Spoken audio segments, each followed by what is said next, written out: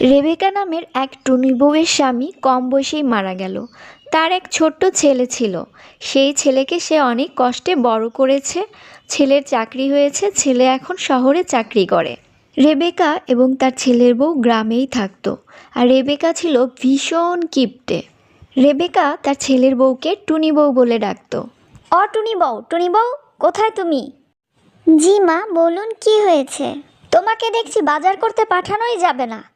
তোমাকে কিছু টাকা দিয়েছি বাজার করতে নিয়ে আসার জন্য, তুমি সব টাকা শেষ করে ফেলেছো। এতগুলো সবজি আনার কোনো দরকার ছিল? দুজন মাত্র মানুষ, এতগুলো সবজি নষ্ট হবে না? সবজির কত দাম তুমি জানো? মা, এগুলো তো খুবই কম, মাত্র 2 রকমের সবজি এনেছি। হ্যাঁ, মাত্র 2 রকমের সবজি এনেছি। এই 2 রকমের সবজির কত দাম? টাকা কি বাপের বাড়ি থেকে আসে নাকি? আমার ছেলে কত কষ্ট করে টাকা পাঠায়। শোনো টুনি বউ, এই 2 রকমের সবজি দিয়ে একদম 15 দিন চলবে। অল্প অল্প করে রান্না করবে। মা, মাত্র আধা কেজি 2 রকমের সবজি এনেছি, এ দিয়ে কিভাবে 15 দিন চলবো? তা আমি জানি না, সবজির অনেক দাম। 2 রকমের সবজি তোমাকে আনতে কে বলেছে? তোমাকে 1 রকমের সবজি আনতে বলেছি না? যাও যাও, এখন এই 1 রকমের সবজি অল্প একটু রান্না করো, আমার অনেক ক্ষুধা পেয়েছে। আচ্ছা মা। সব টাকা আলমারির মধ্যে জমিয়ে রাখি, এই টাকা পরে কাজে লাগবে। আমি চাই আমি অনেক ধনী হব, এই টাকা জমিয়ে জমিয়ে আমি অনেক ধনী হব। এত বেশি খেলে ধনী হওয়া যায় নাকি? ওইবার গ্রীষ্মে অনেক বেশি গরম পড়েছিল। আর টুনি বউ রান্নাঘরে গরমের মধ্যে রান্না করতে করতে অনেক বেশি ক্লান্ত হয়ে গিয়েছিল। টুনি বউ, ও টুনি বউ, কোথায় তুমি? জি মা, বলুন। এত বেশি কারেন্ট বিল আসলো কিভাবে? হ্যাঁ মা, আগের বারের থেকে তো অনেক কম এসেছে। এইবার যা গরম পড়েছে, 2টো ফ্যান চলেছে, এই জন্য মনে হয় একটু কারেন্ট বিল বেশি এসেছে, কিন্তু আগের থেকে কমই এসেছে। আমাকে এত কিছু বোঝাতে হবে না, আগের থেকেই কম এসেছে।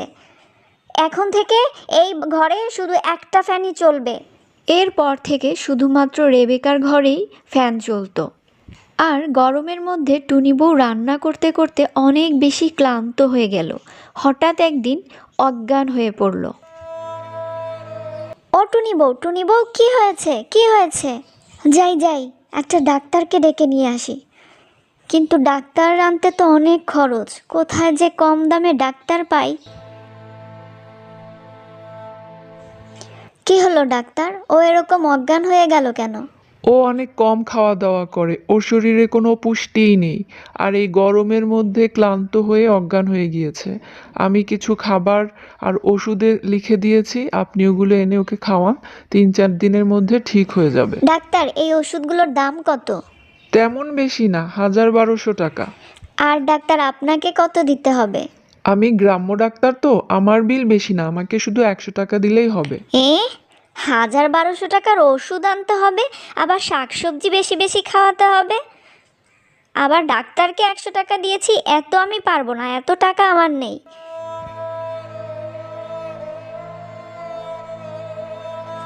বাসায় যে খাবার আছে সেগুলো খেলেই হবে, আর একটু বেশি বেশি পানি খেতে হবে, গরম পড়েছে তো। এভাবেই টুনির শাশুড়ি টুনির যত্ন নিতে থাকলো। 3-4 দিন পর টুনি বউয়ের আরও বেশি অবস্থা খারাপ হয়ে গেল। মা, মা, আমার শরীর অনেক খারাপ, আমি মনে হয় আর বাঁচব না। আপনি এক কাজ করেন, হয় আমার স্বামীকে ডেকে দেন, না হয় আমার মাকে ডেকে দেন। ও, আমার সেবা যত্নে তোমার ভালো লাগছে না না? ঠিক আছে, তোমার মাকেই ডেকে দিচ্ছি। তোমার মা এসে তোমাকে নিয়ে যাক, আর সেখানে বেশি বেশি খাওয়াবে আর বেশি বেশি ডাক্তার দেখাবে। হ্যাঁ বেআইন, শুনছেন? আপনার মেয়ে অসুস্থ হয়ে পড়েছে, আমার সেবায় তার ভালো লাগছে না। আপনি আপনার মেয়েকে এসে নিয়ে যান, আর বেশি বেশি করে সেখানে খাওয়ান। কি হয়েছে আমার মেয়েটা? কিভাবে ও অসুস্থ হয়ে পড়লো? চল মা, তোর এখানে থাকতে হবে না, আমি বাড়িতে নিয়ে তোকে ডাক্তার দেখাবো। টুনি বউয়ের মা টুনি বউকে নিয়ে চলে গেল টুনি বউয়ের বাপের বাড়িতে। সেখানে টুনি বউয়ের মা টুনি বউকে খুব ভালো ডাক্তার দেখালো, অনেক আদর যত্ন করলো, আর বেশি বেশি করে পুষ্টিকর খাবার খাওয়ালো। কিছুদিন পর টুনি বউয়ের মা টুনি বউয়ের শাশুড়ির কাছে কাঁদতে কাঁদতে আসলো। আপনার মতো শাশুড়ির কাছে আমার মেয়েকে দেওয়া উচিতই হয়নি। আমার সারা জীবনের সবচেয়ে বড় ভুল ছিল এটা। আপনার টুনি বউ মারা গিয়েছে। আপনি খুশি হয়েছেন তো? হ্যাঁ। কি? টুনি বউ মারা গিয়েছে? আমি কি করেছি? আমার অনেক বড় ভুল হয়ে গেছে, আমাকে মাফ করে দাও। ইস, টুনি বউ, তুমি ফিরে এসো। আর কখনো আমি এরকম কিপটেমি করব না। আমার অনেক বড় শিক্ষা হয়ে গিয়েছে। এই যে মা, আমি চলে এসেছি। আপনাকে শিক্ষা দেওয়ার জন্যই আমরা দুজন মিলে এরকম একটা নাটক করেছিলাম। আমি অসুস্থ হয়েছি, তারপরও আপনি একটু আমার ওষুধ এনে দেননি।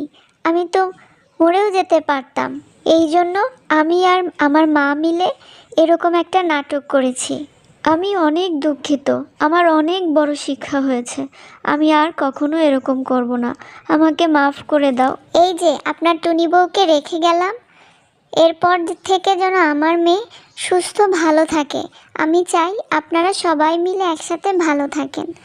আর তোমরা যদি এখনও সাবস্ক্রাইব করে না থাকো, তাহলে প্লিজ সাবস্ক্রাইব করে দাও আর শেয়ার করো তোমার সব বন্ধুদের সাথে।